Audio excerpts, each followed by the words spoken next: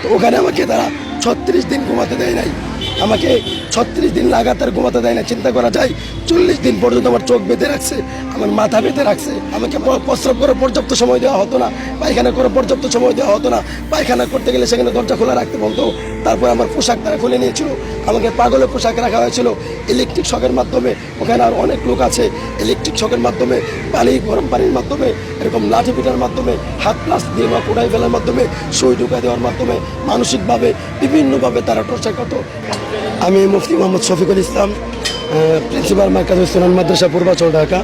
তো আমাকে গত জানুয়ারি 2022 সালের 13 জানুয়ারি রোজ বৃহস্পতিবার রাত 8:35 মোহাম্মদপুর কৃষি মার্কেটের সামনে থেকে আমাকে তুলে নিয়ে যায় সাদা পোশাকধারী লোকেরা, ডিবি পরিচয়ে তুলে নিয়ে যায়। তো সেখানে তারা প্রথমে একজন আমাকে বলে, ভাই আপনি কি মুফতি শফিকুল ইসলাম মার্কাজুস সুন্নাহ মাদ্রাসার প্রিন্সিপাল? তখন আমি বললাম